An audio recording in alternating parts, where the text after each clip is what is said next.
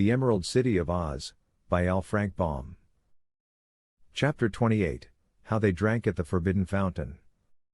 The Scarecrow had no need to sleep, neither had the Tin Woodman or Tick-Tock or Jack Pumpkinhead. So they all wandered out into the palace grounds and stood beside the sparkling water of the Forbidden Fountain until daybreak. During this time they indulged in occasional conversation. "Nothing could make me forget what I know," remarked the Scarecrow, gazing into the fountain, "for I cannot drink the water of oblivion or water of any kind. And I am glad that this is so, for I consider my wisdom unexcelled." "You are certainly very wise," agreed Tick-Tock. "For my part, I can only think by Ma Chin or Why, so I do not pretend to know as much as you do." "My tin brains are very bright, but that is all I claim for them," said Nick Chopper, modestly. "Yet I do not aspire to being very wise, for I have noticed that the happiest people are those who do not let their brains oppress them." "Mine never worry me," Jack Pumpkinhead acknowledged. "There are many seeds of thought in my head, but they do not sprout easily. I am glad that it is so, for if I occupied my days in thinking I should have no time for anything else." In this cheery mood they passed the hours until the first golden streaks of dawn appeared in the sky. Then Ozma joined them, as fresh and lovely as ever and robed in one of her prettiest gowns. "Our enemies have not yet arrived," said the Scarecrow, after greeting affectionately the sweet and girlish ruler. "They will soon be here," she said, "for I have just glanced at my magic picture, and have seen them coughing and choking with the dust in the tunnel." "Oh, is there dust in the tunnel?" asked the Tin Woodman. "Yes, Ozma placed it there by means of the magic belt," explained the Scarecrow, with one of his broad smiles. Then Dorothy came to them, Uncle Henry and Aunt Em following close after her. The little girl's eyes were heavy because she had had a sleepless and anxious night. Toto walked by her side, but the little dog's spirits were very much subdued. Billina, who was always up by daybreak, was not long in joining the group by the fountain. The Wizard and the Shaggy Man next arrived, and soon after appeared Omby Amby, dressed in his best uniform. "There lies the tunnel," said Ozma, pointing to a part of the ground just before the Forbidden Fountain, "and in a few moments the dreadful invaders will break through the earth and swarm over the land. Let us all stand on the other side of the fountain and watch to see what happens." At once they followed her suggestion and moved around the fountain of the water of oblivion. There they stood silent and expectant until the earth beyond gave way with a sudden crash and up leapt the powerful form of the First and Foremost, followed by all his grim warriors. As the leader sprang forward his gleaming eyes caught the play of the fountain and he rushed toward it and drank eagerly of the sparkling water. Many of the other phanfasms drank, too, in order to clear their dry and dusty throats. Then they stood around and looked at one another with simple, wondering smiles. The First and Foremost saw Ozma and her companions beyond the fountain, but instead of making an effort to capture her he merely stared at her in pleased admiration of her beauty, for he had forgotten where he was and why he had come there. But now the Grand Gallipoot arrived, rushing from the tunnel with a hoarse cry of mingled rage and thirst. He too saw the fountain and hastened to drink of its forbidden waters. The other Growlywogs were not slow to follow suit, and even before they had finished drinking the Chief of the Whimsies and his people came to push them away, while they one and all cast off their false heads that they might slake their thirst at the fountain. When the Gnome King and General Goof arrived they both made a dash to drink, but the general was so mad with thirst that he knocked his king over, and while Roquat lay sprawling upon the ground the general drank heartily of the water of oblivion. This rude act of his general made the Gnome King so angry that for a moment he forgot he was thirsty and rose to his feet to glare upon the group of terrible warriors he had brought here to assist him. He saw Ozma and her people, too, and yelled out, "Why don't you capture them? Why don't you conquer Oz, you idiots?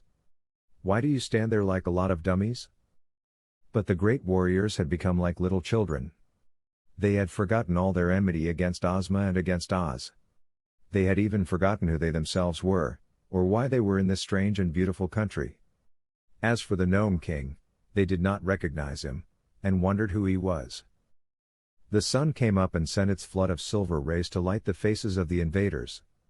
The frowns and scowls and evil looks were all gone. Even the most monstrous of the creatures there assembled smiled innocently and seemed light-hearted and content merely to be alive. Not so with Roquat, the Gnome King.